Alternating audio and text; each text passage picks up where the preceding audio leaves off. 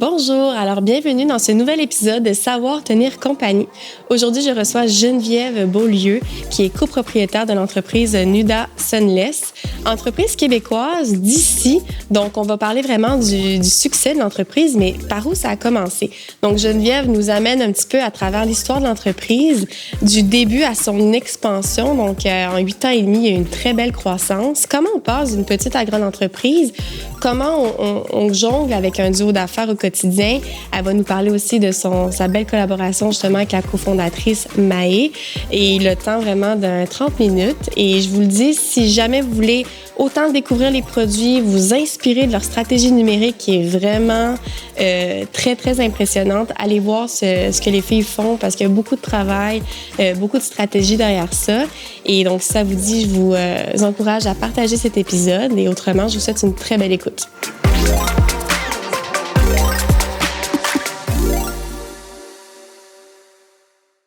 Bonjour Geneviève. Allô, ça va bien? Ça va bien toi? Oui, merci. Merci beaucoup d'avoir accepté mon invitation. Je suis très, très contente de te recevoir aujourd'hui. Ça fait tellement plaisir d'être là avec toi. Veux-tu commencer par te présenter? Bien, dis-moi. certainement. Mon nom, c'est Geneviève. Je suis la copropriétaire de l'entreprise Nuda Sunless. C'est une entreprise qui se spécialise dans les produits autobronzants. On a vraiment tout ce que vous avez besoin pour autant préparer, hydrater la peau, la bronzer, qui est notre première raison d'être, mais aussi la faire briller et maintenant la protéger avec une crème solaire. Donc, notre mission, c'est vraiment de faire en sorte qu'on éloigne les gens du soleil. On est une alternative. On sait à quel point c'est pas bon pour la peau. Donc, c'est la cause première de le vieillissement de la peau. Il y a tellement de cancers de peau. Heureusement, les gens sont de plus en plus conscientisés. Donc, à la place, on utilise un autobronzant pour avoir un boost de confidence parce qu'ici, au Québec, on en a besoin, on va se le dire. Oui, c'est vrai. En sortant de l'hiver, spécialement, c'est comme très important, là. Je trouve ça le fun parce que c'est vraiment une grosse gamme de produits, là, justement, de la préparation à la protection. Donc, si vous voulez un petit teint, gang, vous savez vers qui vous penchez. On va parler de ça aujourd'hui, justement, un petit peu l'histoire derrière l'entreprise. Mais avant de me lancer dans l'entrevue, je veux savoir, c'est quoi ton produit chouchou à toi dans tous vos produits? Ça va Peut-être qu'il y en a plusieurs, mais... Oui, je te dirais que d'emblée, mon préféré devrait être mon meilleur vendeur parce que c'est lui qui fait nécessairement rouler l'entreprise et définitivement a fait connaître Nuda, qui est l'eau autobronzante, là, qui est... Oui.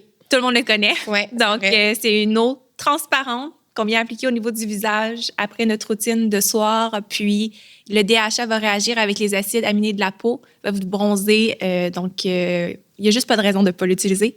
Ça prend littéralement 5 secondes à appliquer. Il n'y a pas de risque de tache de trop foncé ou quoi que ce soit parce que c'est un faible pourcentage de DHA.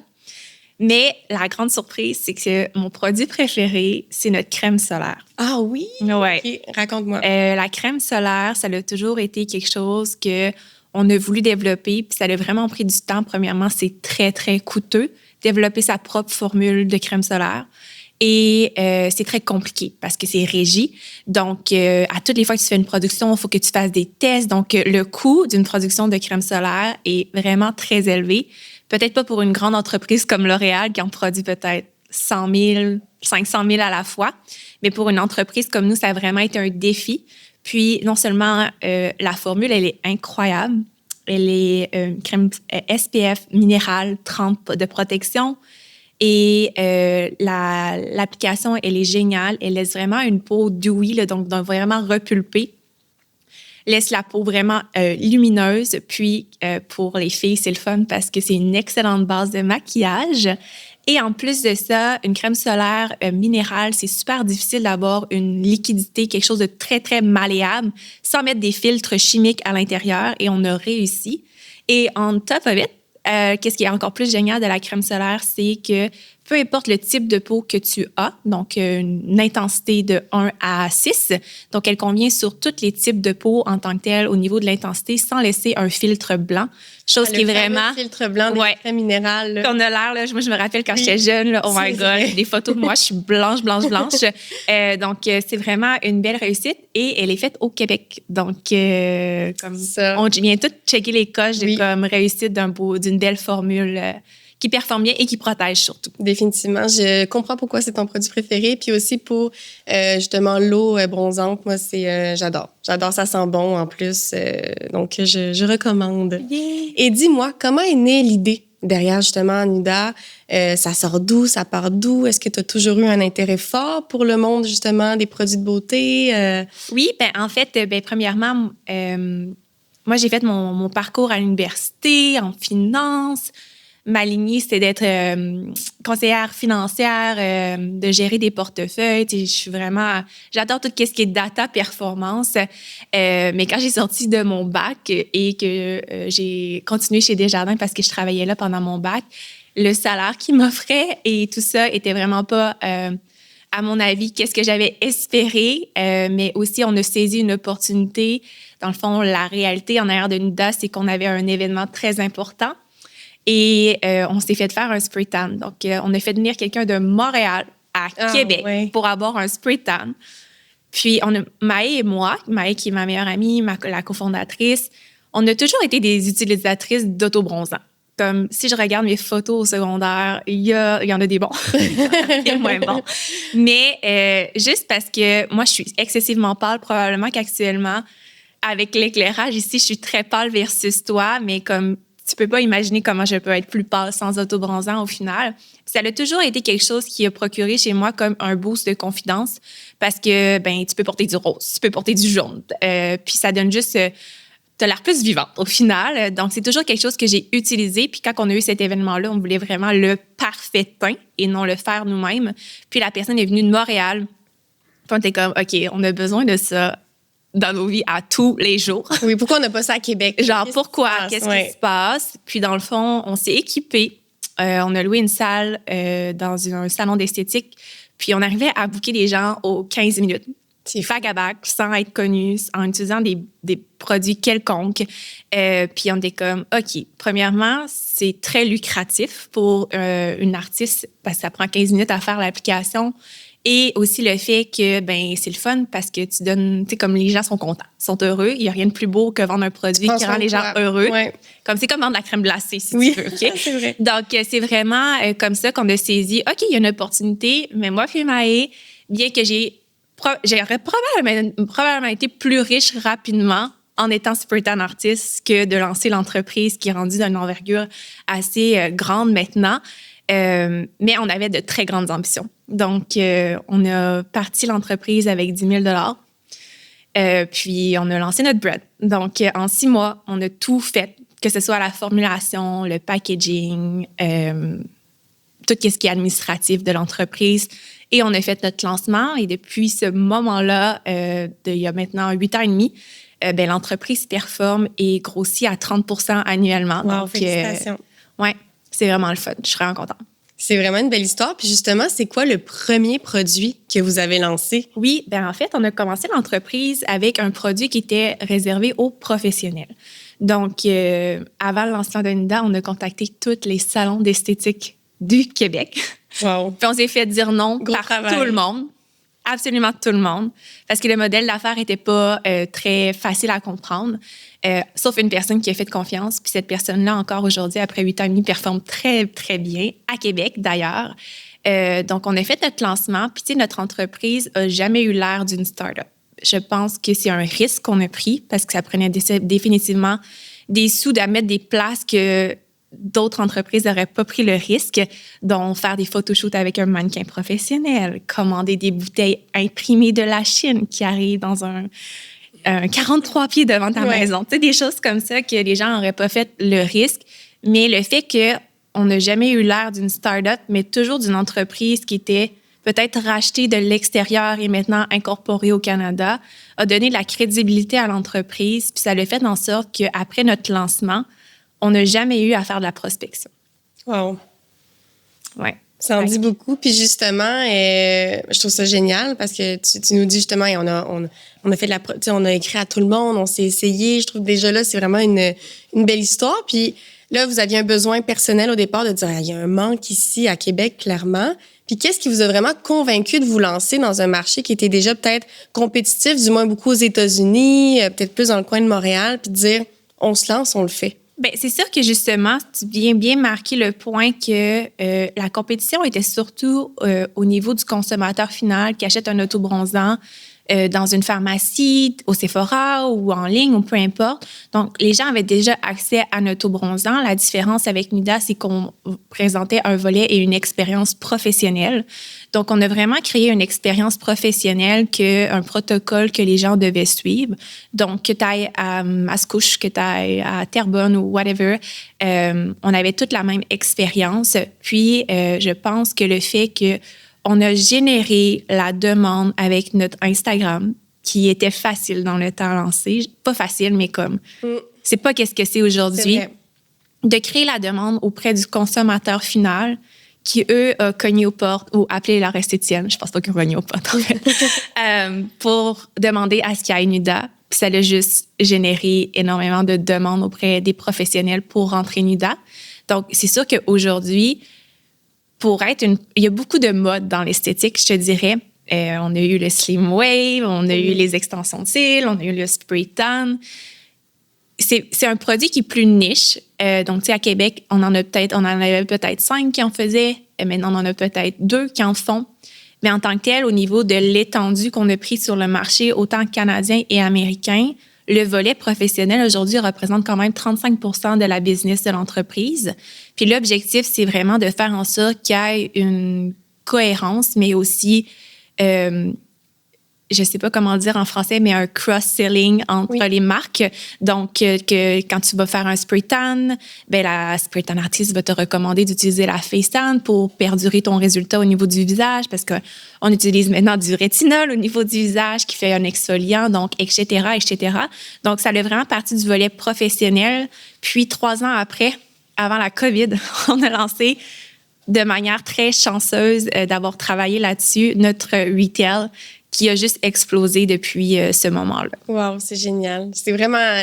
Puis je dois le dire, là, je le vois là, sur les médias sociaux, vous êtes vraiment, vraiment... des pionnières, parce que comme tu le dis, dans le temps d'Instagram, ça a vraiment évolué. Là. Mais tout ce que vous faites, le travail, la création de contenu, les publicités en ligne, numériques, je dois dire, c'est assez impressionnant. Là. Essayez d'aller sur le site. Je pense que tout le monde peut vraiment s'en inspirer, peu importe le secteur ou le domaine d'activité dans lequel on est, d'aller voir un peu ce que vous faites. C'est super inspirant. Puis là, on change de site web dans une dizaine de jours. Oh mon Dieu! Oui. OK, gros lancement. Parfait. Gros investissement, gros rebrand. Beaucoup d'énergie, de temps, ça. Oui. On a pris des gros risques cette année. OK, j'ai hâte de voir en plus un changement. Bon, au moment qu'on va le sortir, probablement que le nouveau site va être sorti. Donc, j'encourage tout le monde à aller voir. Puis justement, quand vous avez lancé Nuda, vous avez commencé à faire tout ça, est-ce que vous avez fait des tests en particulier ou des genres de focus group ou justement de dire on le teste sur un marché ou un salon, puis après ça, on avance puis on s'ajuste? Oui, bien le test a été fait par nous-mêmes en tant que tel sur le marché, à nous-mêmes recevoir des clients, etc., etc. Puis, quand on a reçu les formules, bien évidemment, on les a testées. Oui, vous connaissiez déjà bien ça. Oui, donc c'est vraiment comme ça qu'on a fait le test du marché. Mais c'était un risque. T'sais, on n'a pas, comme je te dis, on s'est fait dire non, mais des centaines de fois. Mais comme les investissements étaient déjà faits, moi, dans mon sous-sol, j'avais déjà les bouteilles. Donc, on n'avait pas le choix. Mais ça revient beaucoup, ça, dans les balados, les derniers qu'on a reçus, justement, d'entreprises à succès. Le risque, prendre le risque, l'essayer, aller au bout, la résilience, puis ça paye finalement à la fin. Oui. Ça vaut la peine. Puis là, tu parles justement un peu le volet professionnel. Tu sais, quels canaux de vente au début vous ont fait vraiment connaître? Les salons et spas. Oui, c'est là-dedans. C'est vraiment ça qui a fait en sorte que Nuda a été connue. Comme je dis, on a vraiment toujours été fort sur les réseaux sociaux. Donc, je pense qu'on a vraiment alimenté la demande auprès des salons et spas. Donc, je te dirais que le canal principal qui nous a aidés, c'est vraiment Instagram. Puis, quand on a lancé les produits retail, ben, je te dirais que c'est plutôt les professionnels qui ont poussé le produit, mais aussi nous avoir un site web. Donc, on a travaillé beaucoup avec des influenceurs qui travaillaient différemment de ce qu'ils travaillent actuellement. Donc, je pense que ça a été comme progressivement, qu'est-ce qui a fait en sorte de connaître Nuda. Toujours difficile de se faire connaître à l'extérieur du Québec. C'est toujours un challenge. Donc, présentement, on a environ 70% du chiffre d'affaires pour cette gamme de produits-là au Québec et le reste à l'extérieur du Canada et des États-Unis. Ça grossit de chaque année, mais le coût d'acquisition est vraiment plus cher. Tantôt, tu parlais justement comme « ben je le sais, j'ai vu ce produit-là, puis je me suis fait retargeter, puis tout ça. Ouais. » Puis tu trouves ça beau, puis tu trouves ça inspirant, mais l'arrière de l'entreprise, c'est qu'il y a beaucoup de sous et d'énergie qui est mis dans ça. Oui, l'acquisition d'un client en ligne. Il n'y a personne le soir qui se couche en se disant « Ah, Nuda ». Tu comprends? Faut non, c'est beaucoup de travail. Là. Bombarder les gens, les faire voir le produit, les éduquer. Puis surtout, un autobronzant, on ne se cachera pas, c'est comme intimidant. Je pense qu'on a vraiment fait un beau travail au travers des 8 dernières années pour monter notre notoriété, faire en sorte qu'on soit à la référence. Mais un autobronzant demeure que 90% du résultat est entre les mains du consommateur. Donc, ça a été, c'est toujours un challenge. Puis, tu sais, c'est sûr que c'est facile de dire que le produit n'est pas bon. Mais si on ne l'applique pas bien et qu'on ne suit pas les recommandations, ça se peut qu'on ait une mauvaise expérience avec les meilleurs produits même. Mais c'est là votre force, je trouve, parce que vous le démocratisez puis vous donnez des trucs. Tu te sens épaulé quand tu vas sur le site pour trouver la bonne formule pour toi ou ton bon ton, comment l'appliquer. Donc après ça, tout est dans les mains de la personne, mais vous donnez tous les outils pour, en tout cas. Fait que juste ça, c'est un produit qui est quand même plus complexe puis que vous maîtrisez super bien. Puis justement, est-ce que la stratégie est la même aujourd'hui ou ça a évolué? J'imagine, il y a eu la pandémie, justement. Post-pandémie, on dirait que c'est comme deux ères différentes. Oui, là. Effectivement. Je te dirais que la stratégie au niveau, on y va avec surtout, on a diversifié notre distribution, premièrement, pour avoir une croissance. Puis ça, c'est un peu tabou parce que les salons d'esthétique, nécessairement, aiment avoir l'exclusivité. Puis, tu sais, j'ai énormément de respect pour ces personnes-là. Puis, j'ai un amour inconditionnel pour leur profession puis les personnes avec qui je travaille de manière proche. Mais le but de Nuda, c'est vraiment de faire en sorte que tout le monde ait une alternative au soleil. Et malheureusement, oui, effectivement, la distribution en pharmacie est nécessairement plus rapide parce que tu peux avoir accès à n'importe quel moment. On travaille maintenant avec Jean Coutu. On est dans 275 portes. Puis ça a été vraiment long. On a refusé Jean Coutu pendant 3 ans. Ah oui, OK. En voulant garder l'exclusivité au salon d'esthétique. Donc, je pense qu'on a fait notre part. Ouais. Mais aussi le fait que quand les gens vont acheter Jean Coutu, ils achètent le compétiteur. Donc, on vient protéger notre marché. Et c'est juste incroyable au niveau de la connaissance des cosméticiennes chez Jean Coutu. Ils travaillent tellement avec des produits différents, mais sont formés sur tous les produits. Donc, c'est vraiment aussi intéressant de voir à quel point il y a une connaissance qui permet aux gens de bien choisir les formules, autant qu'on avait au salon et spa. Donc, en élargissant la distribution, c'est sûr qu'on augmente le chiffre d'affaires. Puis, on a notre mission de faire en sorte que les gens, pas les gens, les gens bronzent et s'éloignent du soleil. Mais oui, puis en plus de ça, c'est des ambassadeurs. Autant la cosméticienne qui teste les produits puis qui après est capable de le vendre adéquatement dans un Jean Coutu que justement la professionnelle esthéticienne en salon. Donc là, vous venez là, tranquillement vous amener un réseau d'ambassadeurs qui travaillent conjointement avec vous. C'est ça aussi la force de votre réseau. Puis comment, justement, vous arrivez à gérer un large éventail de produits et de services aussi? Comment tu jongles avec ça? Je te dirais que c'est sûrement il y a plusieurs choses. La gestion des liquidités, c'est hyper important. Je pense que 75% des entreprises se plantent à cause qu'ils gèrent mal leur liquidité. Donc, souvent, on veut grossir rapidement, on veut tout faire en même temps. Je pense que la meilleure manière de faire, c'est peut-être 1 à 2 lancements par année, de faire en sorte que les autres produits que tu as en inventaire continuent à rouler. Il y a aussi un thinking, l'anglicisme, une logique derrière le choix du produit qu'on lance pour ne pas venir cannibaliser l'autre produit. On s'entend qu'un autobronzant, comme quand tu es bronzé, tu n'as pas nécessairement besoin de plus. Donc, d'avoir des produits qui viennent justement faire en sorte qu'on soit capable d'acheter 2 produits au lieu d'un, que Nuda, ce ne soit pas juste l'autobronzant, mais un style de vie, que ce soit mon gel de douche ou etc. Donc, dans la diversité, ça fait en sorte qu'on augmente le panier moyen du consommateur. Mais c'est bien important de faire attention, de ne pas tout vouloir faire en même temps, puis faire en sorte qu'on investit tellement en liquidité, en inventaire, qu'on se plante finalement. C'est vraiment un bon conseil. Puis la complémentarité des produits, justement. Absolument. De dire, je vais prendre ça, puis ça devient comme une espèce de routine beauté que tu intègres après dans ton quotidien. Puis, comment on gère le passage d'une petite à une grande entreprise? Parce que tu le dis au début, on a investi 10 000 moi et mon associé Maë.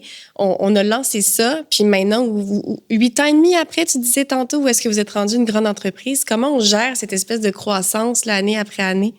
Ça s'est fait progressivement. Ouais. Je te dirais que, par contre, quand on a décidé d'engager nos premières employés, on était déjà à 4 ans de chiffre d'affaires, 4 ans d'existence. Donc, les premières années d'engager des personnes, c'est, à mon avis, plus facile. En toute transparence, je pense qu'en ayant parlé avec plusieurs entrepreneurs, il y a comme une passe entre la transition entre une petite, pas une grande entreprise comme PME avec 500 employés, là, on en a juste quand même 20, mais ça demeure versus zéro. Ça demeure une autre organisation. Ouais. Mais je pense qu'il y a beaucoup de gens qui sont malheureux dans cette transition-là parce qu'on passe d'un volet start-up où est-ce que tout va vite, où est-ce que tout le monde porte les chapeaux. Donc, tu peux te revirer vers n'importe quelle personne. Le monde sont généralistes, ils savent répondre à toutes les questions. Puis là, à un moment donné, on se rend compte qu'il y en a trop dans chacune des plates de tout le monde. Donc, tu veux faire en sorte que tu aies une spécialité, un département de chaque. Mais là, ça prend du temps. Trouver des personnes, surtout en télétravail, ça prend au moins 6 mois avant de savoir si une personne est la bonne personne ou pas. Donc, 6 mois, c'est la moitié d'une année. C'est beaucoup. De créer une synergie avec l'équipe. Donc, j'ai vraiment trouvé ça difficile. Je pense que comme les 3 dernières années... Non, la dernière année, ça a super bien été, mais on a justement fait de passer de 2 employés. Maintenant, on est 20. Maintenant, on a un directeur de marketing, une directrice des ventes. On a aussi une consultante qui nous aide. Donc, ça fait vraiment en sorte que c'est plus juste moi et Maë qui s'interprète directrice marketing. C'est fou. On a quand même mené à un certain niveau, mais tu sais, de manière humble, comme je suis pas l'experte en marketing, je suis pas l'experte en vente. Je pense que ma passion puis mon amour pour mon entreprise fait en sorte que je suis capable de tout faire, mais d'avoir des gens qui sont spécialisés donne souvent un souffle à l'entreprise. Mais c'est une force parce que tu as une compréhension quand même particulière vu que tu as touché à tout dès le début. Puis là, maintenant, tu peux te concentrer vraiment sur tes forces puis ton œil stratégique puis justement être bien entouré. Je pense que c'est la clé. Ça aussi, c'est quelque chose qui revient souvent en tant qu'entrepreneur. Là, être bien entouré, c'est comme la clé du succès. Là. C'est effectivement... L'équipe fait toute la différence. C'est ça. Être en mesure de déléguer, puis ça aide beaucoup. Puis moi, je veux en parler de votre duo d'affaires, justement, parce que je trouve que c'est une belle histoire. En plus, c'est ta meilleure amie, vous êtes très proches. Comment ça fonctionne au quotidien? Est-ce que vous avez des rôles bien définis ou les deux, vous touchez un peu à tout? Comment ça fonctionne? Je te dirais que maintenant, c'est bien défini. Comme je te dis, dans la transition d'une petite à une grande entreprise, tu ne veux pas laisser la personne en charge elle-même du directeur, d'être juste du département marketing, c'est pas assez gros à ce niveau-là. Donc, effectivement, moi et Maë, on est 2 meilleures amies. Qu'est-ce que je trouve le plus difficile, c'est de pas l'avoir juste en tant qu'amie. Donc, c'est souvent que quand on est ensemble, ça passe souvent un sujet ou adresser un conflit dans l'entreprise ou etc. Donc, ça, j'ai vraiment hâte un jour de retrouver mon amie seule. Mais je pense qu'on est vraiment... la force de notre équipe, c'est vraiment... notre différenciation, nos forces sont vraiment différentes. Donc, moi, je suis vraiment plus au niveau finance, liquidité, opération, logistique. Maë est vraiment plus au niveau marketing, image de marque, marketing et développement de produits. Donc, ensemble, on vient vraiment bien se compléter. Je pense que c'est l'essentiel. Si j'avais un conseil à quelqu'un qui veut se lancer en affaires et qui cherche un partenaire, je pense qu'il faut absolument que la personne soit quasiment l'opposé de toi au niveau de ses forces, au niveau de son caractère et de son énergie, de sa vision. Ça doit être la même, mais ça fait vraiment en sorte qu'on ait un duo qui est fort.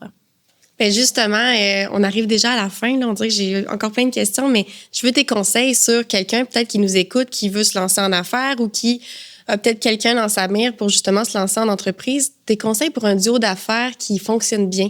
Tu parles de complémentarité, justement. Je pense que c'est d'être vraiment sincère. La communication, c'est super important.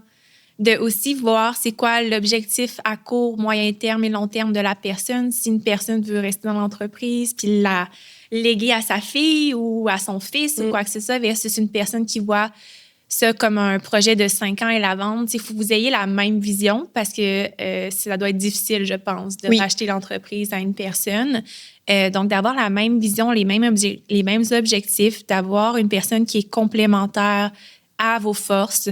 Puis, c'est la communication, d'être toujours franc, d'aborder les choses de manière professionnelle, puis d'être capable de faire la différence entre le professionnel et l'amitié aussi. Honnêtement, c'est ça, c'est quasiment comme une relation de couple. Ah non, mais c'est un mariage. C'est un mariage. C'est le plus gros mariage que tu peux avoir. Tu passes autant de temps que, tu sais, même plus quasiment qu'avec ton conjoint peut-être à la maison. C'est un mariage, donc c'est justement d'avoir une communication, d'être capable, comme tu dis, de parler franc, d'être transparent, puis d'être aligné sur la même vision finalement. C'est vraiment un mariage. Oui, littéralement. Merci tellement Geneviève pour ton temps. Si on veut suivre Nuda sur les médias sociaux, on va sur Instagram, vous êtes quand même actifs un peu partout. Absolument. Donc, on a notre Instagram Nuda Sunless. On a également le TikTok, le même utilisateur. Donc, suivez-nous. Puis, merci d'essayer nos produits. Ça nous fait vraiment plaisir de pouvoir vous offrir cette alternative-là. Puis on encourage une entreprise d'ici. C'est ça qui est important. On va mettre d'ailleurs tous les médias sociaux dans sur Spotify puis sur Apple dans la description de l'épisode. Alors, merci beaucoup Geneviève. Puis je te souhaite un très bel été. Merci. Merci beaucoup.